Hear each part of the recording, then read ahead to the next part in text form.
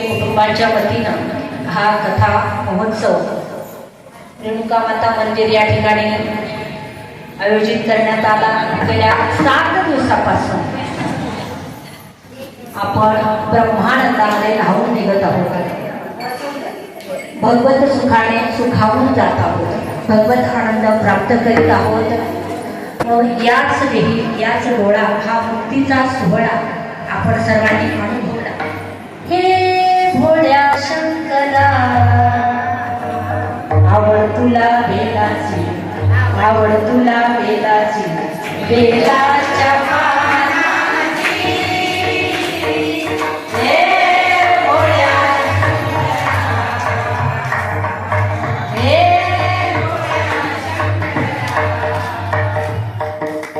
गळ्यामध्ये रुद्राक्षाच्या लाविये हो गळ्यामध्ये लाविये। आवड तुला आवड तुला बेलाच्या पानाची। हे भोळ्या हे भोळ्या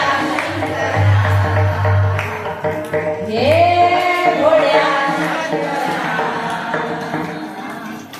हे म्हणताय आपल्याला। बेल वाहून आपण नियमितपणे पूजा करत असतो। बेल हा 3 पानांनी युक्त आहे। जर त्याचे कदाचित आपण एवढी आपली भक्ती निर्मळ आहे म्हणून सांगू तुम्हाला, एखाद्या पानावर जर पक्ष्याने निष्ठा सांडली असेल तर ते पान आमच्या पूजेला चालत। ज्या कीटकाचं भक्ष पान आहे, वृक्षांची पानं खाऊन त्याची जीविका चालते, अशा कीटकांनी जर त्या पानाला खाल्लं तर आम्हाला ते पान व्हायला चालत।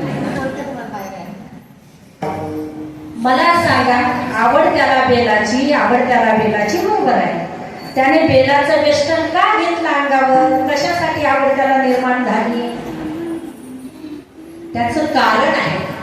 समुद्र मंथनामध्ये निघालेलं विष जेव्हा भोलेनाथांनी प्राशन केलं, अंगाचा दहा झाला, म्हणून बिल्व या वनस्पतीमध्ये शीतलता हा प्रधान गुण असल्यामुळे देवाने आपल्या अंगावरती त्याला काय केलं, वेष्टन करून घेतलं। तदनंतर चंद्र डोक्यावर, चंद्र शीतल आहे का सूर्य शीतल आहे, चंद्र शीतल आहे, चंद्र डोक्यावरती धारण केला। पाणी शीतल आहे का आगी शीतल आहे, म्हणून गंगेला सुद्धा काय केलं, डोक्यावर धारण केलं। मग त्याला आवड बेलाची आहे, पण कशामुळे पडली हे आपल्याला कळालं पाहिजे। आता त्याला बेलाची आवड आहे म्हणून आम्ही काय करतो, आता विजेची सुविधा आहे, 108 पानाचे 50 पानं पण चांगले निघत नाही, काही गोड पानाचे गोड पानं चांगलेले असतात, 50-51 पानं मोठ्या मुश्किलीने निघतात त्याच्यामध्ये। पण गावामध्ये जर बेल आणायचं असेल, बेल कुणीच बेल लावणार, किती माणसं आहेत बेलाचं झाड लावलं असं, प्रगती झाली, खूप आनंद आहे, तुम्हाला बेल वाहण्याचा अधिकार आहे। पण ज्यांनी बेल लावलाच नाही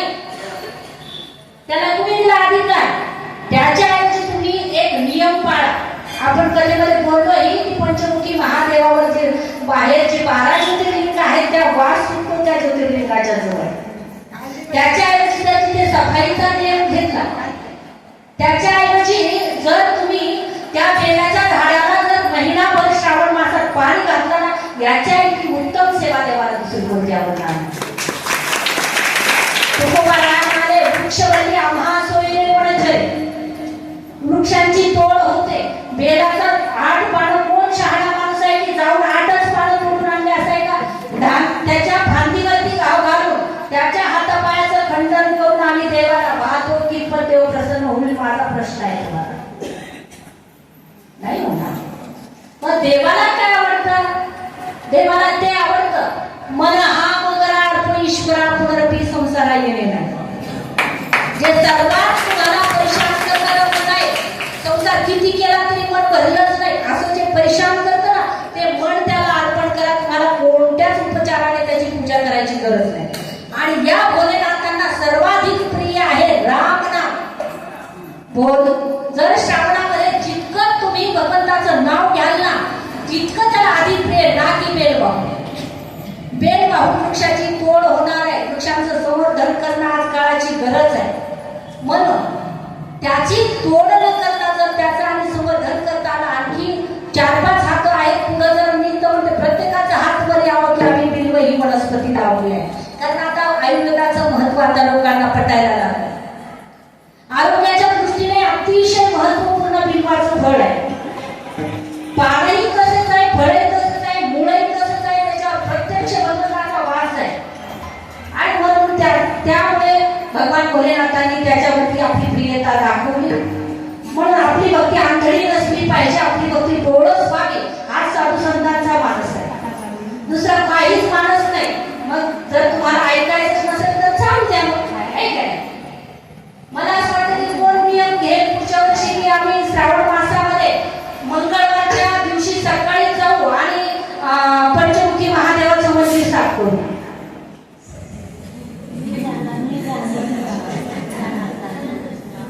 ताईंसाठी हात वर करा, टाळ्या वाजवा. ताई म्हणतात मी जाणार, मी जाणार, मी जाणार. मंगळवारी सकाळी जायचं, सोमवारी बेल व्हायचा नाही, पण बेल देवाच्या डोक्याचा काढून आणायचा, नदीमध्ये विसर्जन करायचा. नाही कीर्तन सफल झाला असा त्याचा अर्थ असो. त्या देवाला जे प्रिय आहे त्याचे एका सुंदर भजन करतो.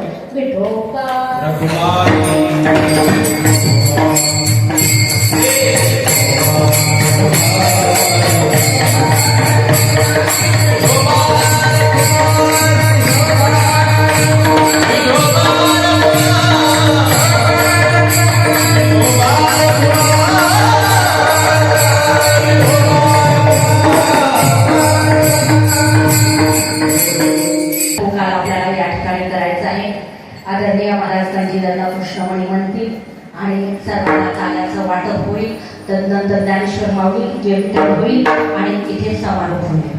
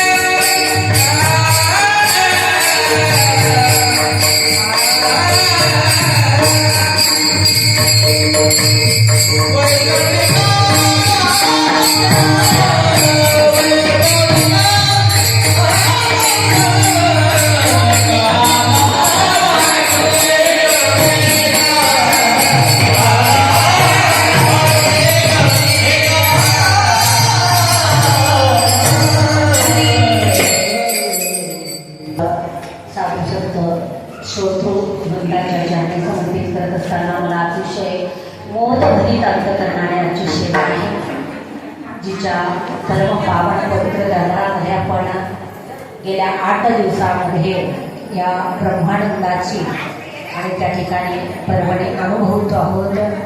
ती आदिशक्ती माता रेणुका हिच्या चरणी तथा उपस्थित सबंधांच्या चरणी ही आजची सेवा या ठिकाणी समर्पित. ज्ञानेश्वर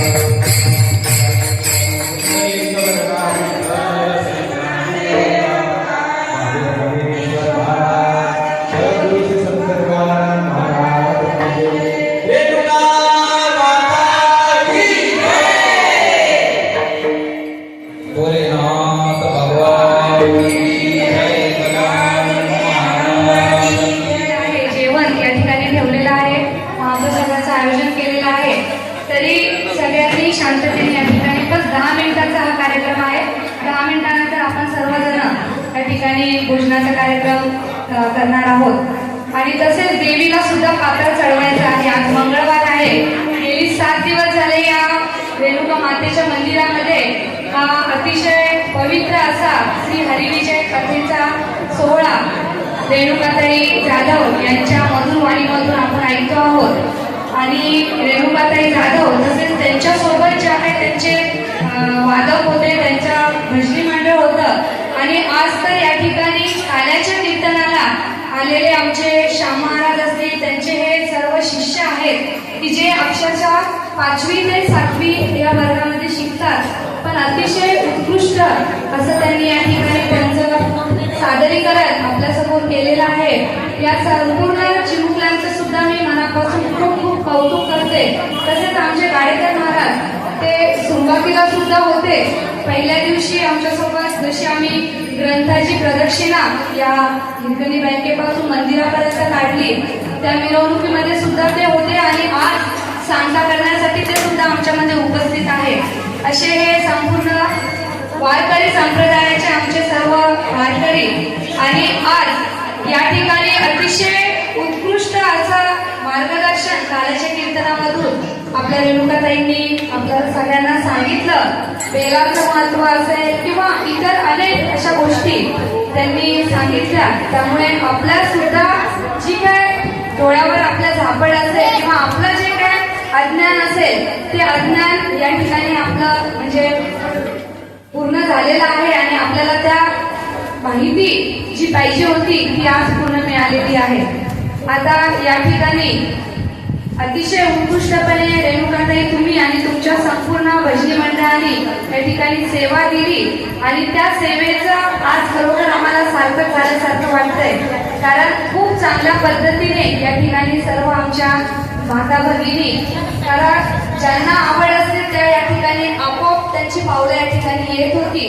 ज्यांना आवड होती पण सवड नव्हती त्यांना काही कारणाने शक्य झालं नाही, पण तरीही हे 7 दिवस आपले जे ऋणानुबंध या ठिकाणी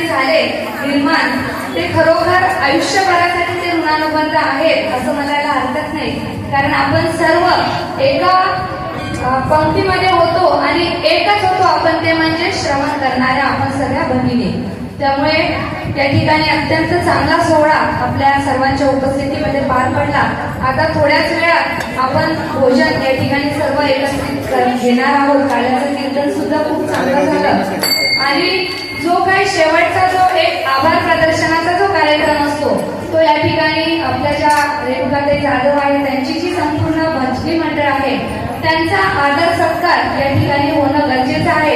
आणि तेवढा आदर सत्कार झाल्यानंतर लगेच आपण देवीला पातळ चढवू आणि मग आपण आपला पुढचा भोजनाचा कार्यक्रम साठी प्रस्थान होणार आहे. या ठिकाणी भोजन ठेवलेलं आहे, त्यामुळे 10 मिनिटं फक्त द्यायचे.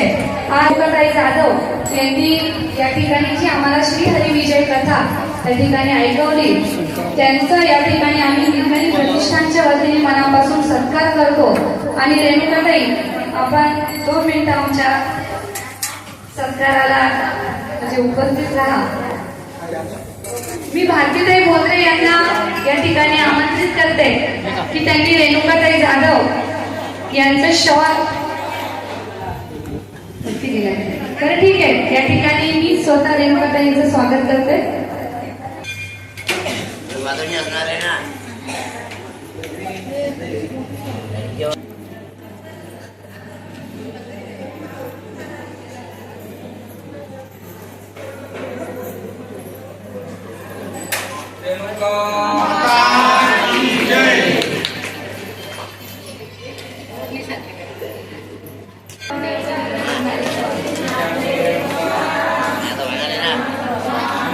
जय. पुढील जो सत्कार आहे तो हरिभक्तीपरायण ज्यांनी 7 दिवसामध्ये जे जे वेगवेगळे पार्ट सजवण्यामध्ये ज्या अग्रेसर होत्या अशा आमच्या हरिभक्तीपरायण आदरणीय पाटीलताई यांचा सत्कार वृषालीताई करतील अशी मी त्यांना विनंती करतो. वरदे श्री हरिविठ्ठल श्री ज्ञानदेव तुकाराम माऊली ज्ञानेश्वर महाराज की जय. यानंतर प्रकार आहे जे आपल्या प्रथम दिवशी आणि शेवट ज्यांनी असा केला, उत्कृष्ट असे गायनाचार्य हरिभक्तपरायण गाडेकर महाराज यांचा सत्कार आदरणीय वृषालीताई करतील अशी मी त्यांना विनंती करतो.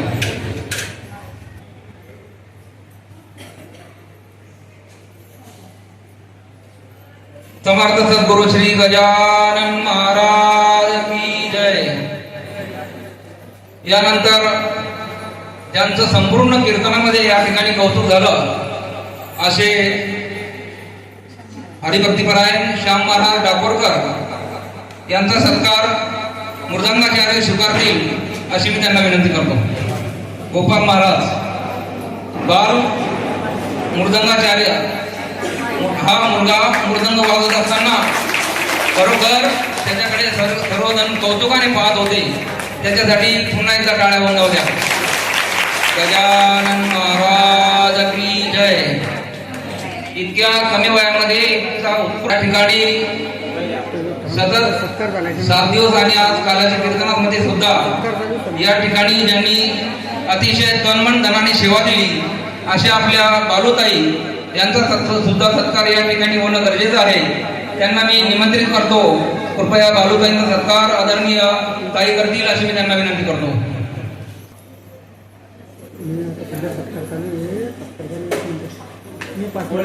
रेणुका माता की जय.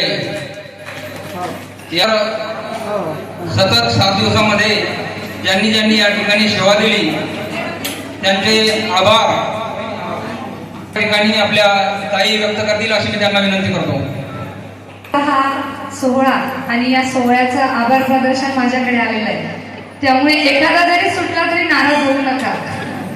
पहिलेच सांगते, कारण एखादं नाव अचानकपणे अनावधाने सुटू शकते, पण आज या ठिकाणी प्रत्येकाने सेवा दिलेली आहे त्याच्यामुळे प्रत्येकाचा वाटा तेवढा समान आहे.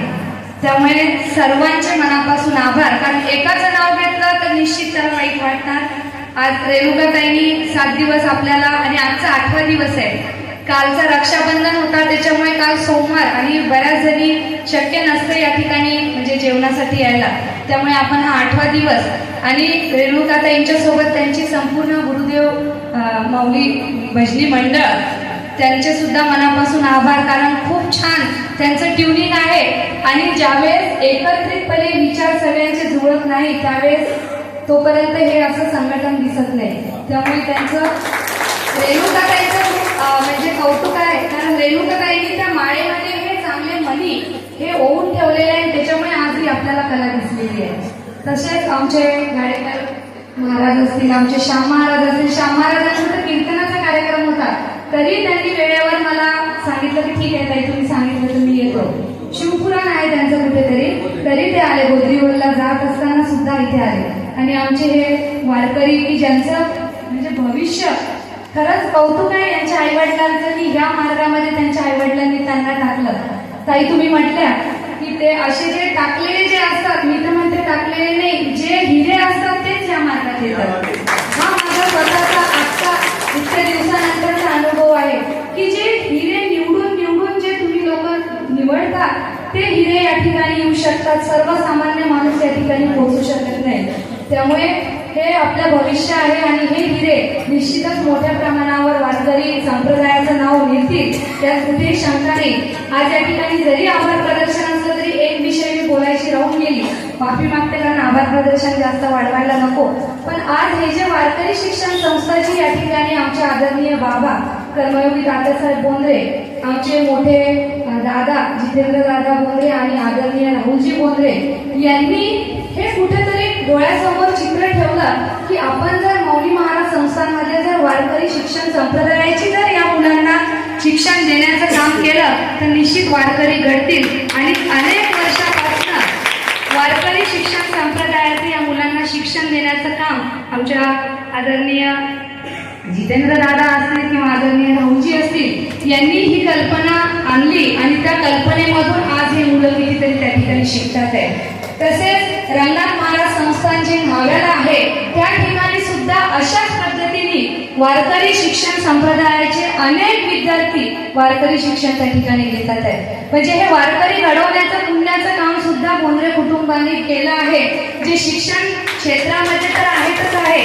कारण आज चिखली शहरामध्ये आपण बघतो की इंजिनिअरिंग कॉलेज असेल, फार्मसी असेल, नर्सिंग असेल किंवा पॉलिटेक्निक असेल किंवा स्कूल असेल, अशा मुलांना चांगलं घडवण्याचं काम आदरणीय तात्यासाहेबांनी केलेलं आहे. पण वारकरी घडवण्याचं काम सुद्धा त्यांनी केलं आहे, ही मोठी गोष्ट आहे. आणि त्यामुळे आज या संपूर्ण या ठिकाणी उपस्थित असलेले आमचे वारकरी चिमुकले की जे पुढचं भविष्य आहे त्यांचं सुद्धा या ठिकाणी मनापासून आभार मानते. या ठिकाणी ज्यांनी साऊंड सिस्टीम उपलब्ध करून दिली त्यांचं सुद्धा आभार मानते. तसेच हा हॉल रेणुका देवी मंदिराचा हॉल आदरणीय आमचे गोपालदादा शेटे यांनी आम्हाला उपलब्ध करून दिला. गोपालदादांचे सुद्धा या ठिकाणी मनापासून आभार मानते. आणि प्रत्येकाने जी सेवा दिली, कारण आमच्या परिवारातल्यांचं आम्ही कौतुक करणं किंवा त्यांचे आभार मानणे योग्य नाही, पण या ठिकाणी आलेला प्रत्येक व्यक्ती त्याचे या ठिकाणी आभार मानणं गरजेचं आहे. त्यांचे मनापासून आभार मानते. आणि लगेच आपण आता देवीच्या मंदिरामध्ये पातळ चढवू आणि लगेच जेवणासाठी वरच्या हॉलमध्ये जाऊ. तरी सगळ्यांनी आमच्यासोबत मंदिरामध्ये जास्त गर्दी होत असेल तर काही 5-10 जणीच या, पण आपण देवीला पातळ चढवून मग आपण भोजन घेऊ. धन्यवाद सगळ्यांचे मनापासून.